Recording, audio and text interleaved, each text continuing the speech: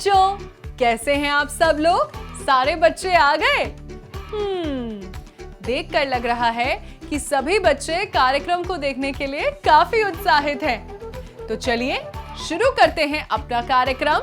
सब लोग साथ में बोलेंगे, चुन्नू मुन्नी की भाषा बोली भाग 2।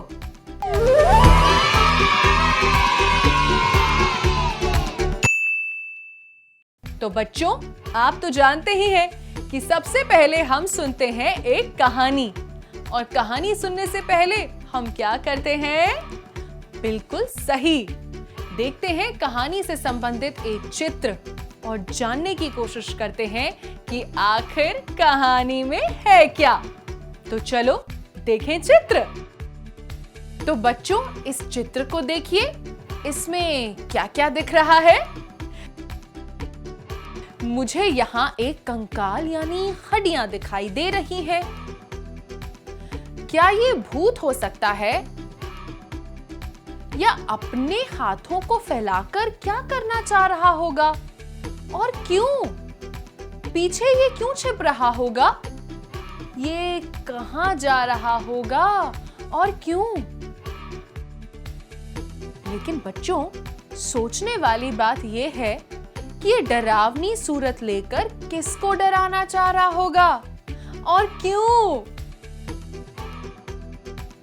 ये कहानी किस बारे में हो सकती है?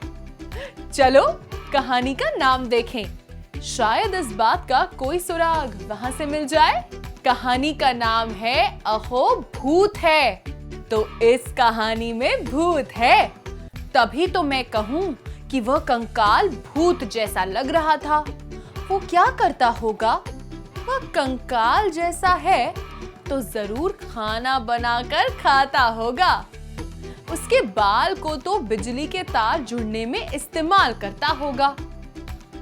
बच्चों, आपको क्या लगता है? चलो कहानी पढ़कर देखते हैं कि जो मैंने बताया क्या कहानी में वही है या कुछ और। इस कहानी को लिखा है चंदन यादव ने और इसके सुंदर चित्र बनाए हैं कौस्तुभ कामत ने। चलो इसे पढ़ें। एक भूत था। उसे लगता था कि वो बहुत डरावना है। वह रोज किसी ना किसी को डराता। एक दिन खूंखार शेर को डराया।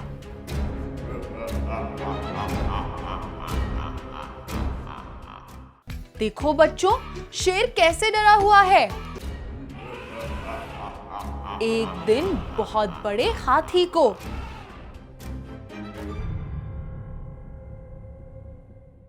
हाथी तो दुम दबाकर भाग गया। एक दिन लंगोट वाले पहलवान को। अरे पहलवान तो पहलवानी भूल गया। तो एक दिन मूंछों वाले थानेदार को। चोर चक्कर खाकर गिर गया। थानेदार की तो बंदूक ही छूट गई। ऐसे डराकर भूत को कैसा लग रहा होगा? सोचो, ऐसा करके भूत को क्या मिलता होगा? तो चलो आगे क्या हुआ पता करते हैं। लोग डर से भागते तो उसे बहुत मजा आता।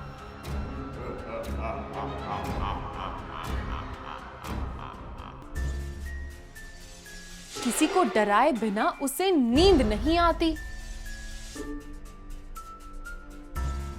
एक दिन उसकी तबीयत खराब थी, पर वह किसी को डराना भी चाहता था। भूत की तो तबीयत खराब है, पर उसे किसी को डराए बिना चैन भी कैसे मिलेगा? आपको क्या लगता है बच्चों? तो सोचिए, आज भूत किसको चुनेगा? चलो आगे पढ़कर देखते हैं कि भूत क्या करता है। सोचा आज चूहे को ही डराया जाए, वो जल्दी से डरेगा। भूत घर में घुसा। चूहा आराम से सो रहा था।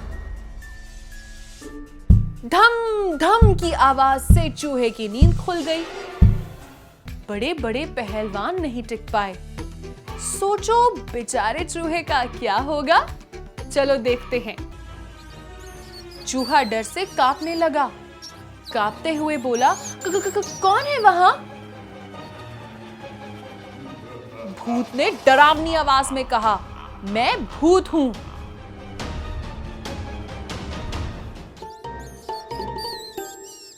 ओ, भूत है।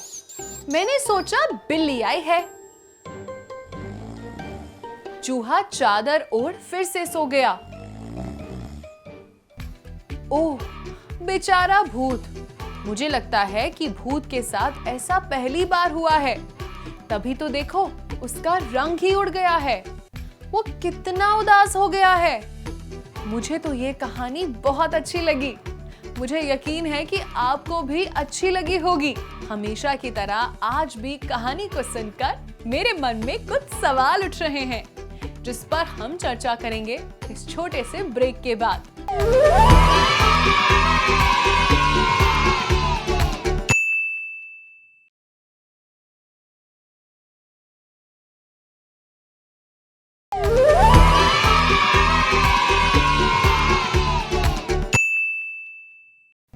ब्रेक से पहले हमने सुनी थी एक कहानी और मेरे मन में आए थे कुछ सवाल, और वो है, बच्चों कहानी में भूत को क्यों लगा कि वो डरावना है?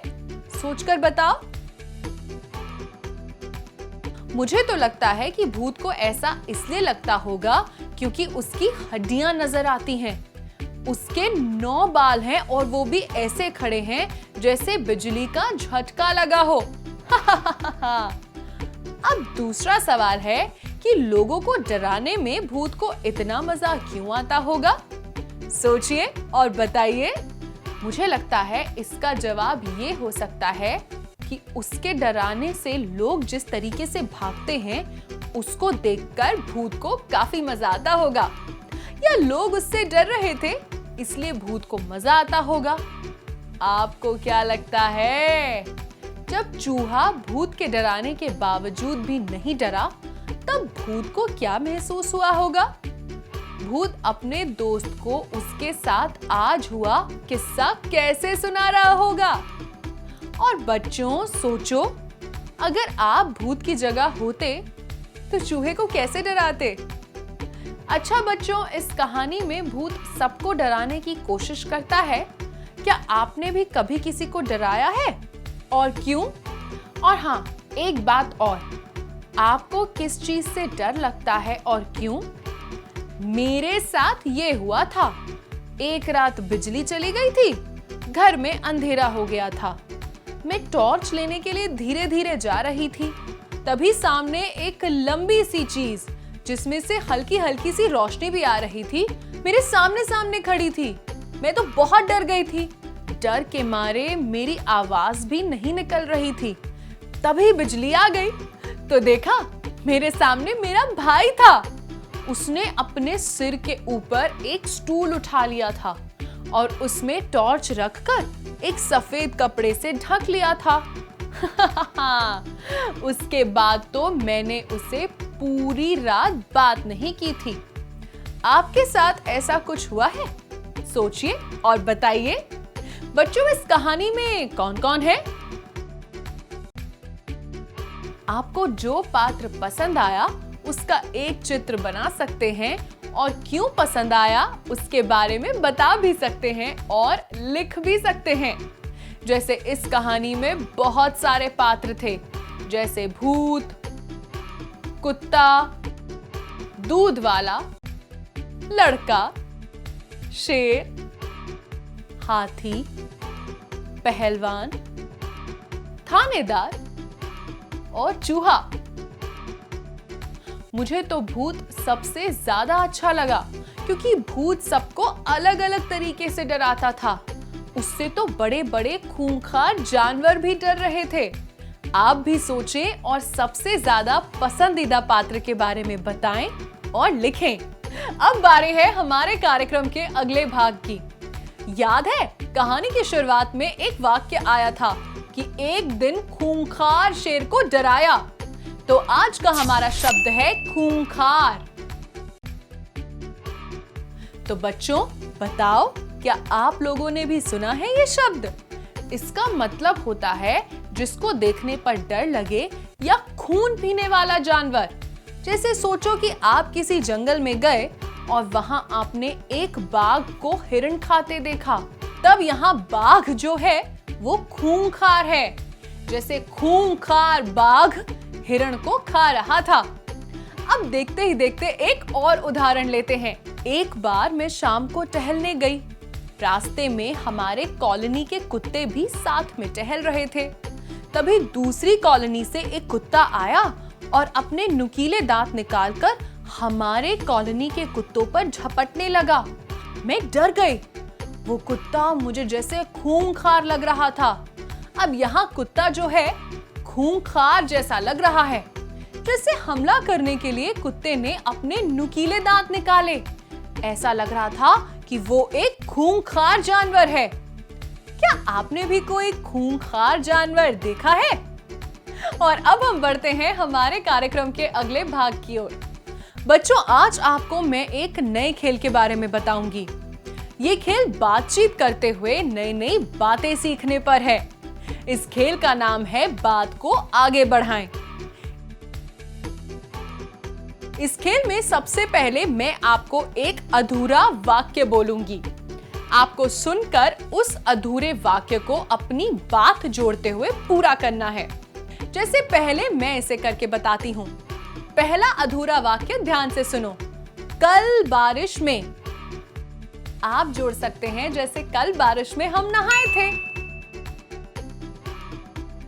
अब मैं इसी से जुड़ी हुई एक बात कहूंगी। जैसे बारिश में नहाने से, तब आप इससे जुड़ी हुई बात जोड़ सकते हैं। जैसे बारिश में नहाने से हम नाचने भी लग गए। तो चलिए दूसरा अधूरा वाक्य देती हूं। सड़क पर। तब आप इससे जुड़ी हुई बात जोड़ सकते हैं। जैसे सड़क पर बहुत सारे कुत्ते हैं। कुत्तों ने। अब इस बात को आगे बढ़ाइए। है ना ये मजेदार सोचने वाला खेल? अरे वाह, क्या बात है बच्चों, सबने बहुत अच्छे से इस खेल को खेला है। आप लोग इस खेल को दोस्तों के साथ और घर में भी हर रोज खेल सकते हैं। अब बढ़ते हैं अपने कार्यक्रम के अगले भाग की ओर। तो क्या आप तैयार हैं बच्चों? मिलकर एक नया खेल खेलें। आपको यहाँ कुछ अक्षर दिखाई देंगे, जैसे स, द, ल, म। अब इनमें जोड़ते हैं थोड़ी मात्राएं। मात्रा आ, मात्रा ए। पहले अक्षरों को मात्रा आ से जोड़ते हैं और देखते हैं कि क्या बना। सा, दा, ला, मा। अब अक्षरों को मात्रा ए से जोड़ते हैं और देखते हैं कि क्या बना। से, दे, ले, में। बहुत बढ़िया। हमेशा की तरह खेल को थोड़ा और रोचक बनाएं। तो चलो इनको जोड़ जोड़कर शब्द बनाने की कोशिश करते हैं। उससे पहले देखते हैं कि हमारे पास कौन कौन से अक्षर हैं। स, द, ल, म। सा, दा, ला, म। से, दे, ले, में। मैंने एक शब्द बनाया, दा और ल बना दाल। एक और, में और ल बना मेल। एक और बनाती हूं, दा और म बन जाता है दाम। एक और बनाया, सा और दा बन जाता है सादा। एक और बनाया, ला और द बन जाता है लाद। और भी बनाए जा सकते हैं, जैसे दा और दा बन जाता है दादा। ला और ला बन जाता है लाला। ला और ल बन जाता है लाल। म और ल बन जाता है माल। सा और ल बन जाता है साल। स ला म बन जाता है सलाम। चलो अब आपकी बारी, जल्दी से शब्द बनाओ और अगर आपके पास कॉपी पेंसिल है तो उन्हें लिख भी सकते हैं। चलो अब बढ़ते हैं अपने कार्यक्रम के अगले भाग पर। तो बच्चों, इस भाग में मैं आपको बताऊंगी एक दिलचस्प बात जो शायद आपने पहले कभी नहीं सुनी होगी। आज हमने कहानी पढ़ी जिसमें एक हाथी भी था, तो बात भी उसी से संबंधित है। बच्चों, आपको खाना खाने में कितने मिनट लगते हैं? ज्यादा से ज्यादा आधा घंटा हम खाना खाने में लगाते हैं। पर यह जानकर आपको हैरानी होगी कि हाथी दिन भर में खाना खाने के लिए 12 से 15 घंटे लगाते हैं। वो रोज घास, पौधे, फल खाते हैं। एक बड़ा हाथी तो 150 किलो खाना तक भी खा जाता है ना ये एक रोचक बात। एक और बात बताऊं, हम इंसानों की तरह भी हाथी भी हर चीज याद करके रखते हैं और इसी अच्छी याददाश्त के कारण वे कभी घर को नहीं भूलते। चलो अब बढ़ते हैं अपने कार्यक्रम के अंतिम भाग पर। बच्चों, अभी तक हमने खूब सारे खेल खेले और कहानी भी सुनी।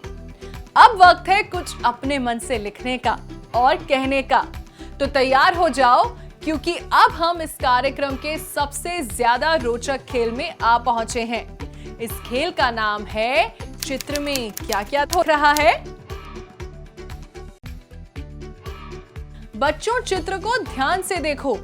यहां आपको इस चित्र में क्या क्या दिख रहा है? हाँ, सही पहचाना। यहाँ हाथी गुब्बारे को लेकर उड़ रहा है। बंदर गुब्बारे की दुकान, खरगोश और एक सूअर का परिवार दिख रहा है। क्या आप सोचकर बता सकते हैं कि हाथी को उड़ते देख सब क्या सोच रहे होंगे? खरगोश चूहा को क्या समझा रहा होगा? आपको क्या लगता है वो कहां-कहां उड़कर गया होगा? क्या हाथी कभी वापस आया होगा और कैसे? इस चित्र में आगे क्या हुआ होगा? सोचो बच्चों, आपको क्या लगता है? वैसे मुझे लगता है कि एक हाथी और चूहा मेला देखने आए होंगे। दोनों गुब्बारे वाले बंदर की दुकान आ गए होंगे। हाथी को गुब्बारे बहुत पसंद आए होंगे, तभी गुब्बारा हाथ में लेते ही वो उड़ने लग गए होंगे। और नीचे उसका दोस्त चूहा हाथी को उड़ता हुआ देख घबरा गया होगा। थोड़ा ऊपर उड़ने पर उसे पूरे मेले का मैदान दिखाई दिया होगा। तभी गुब्बारे की हवा कम होने लगी होगी, जिससे हाथी नीचे की तरफ वापस आ गया होगा। क्या आप भी लिखकर बता सकते हैं कि इस चित्र में आगे क्या हुआ होगा?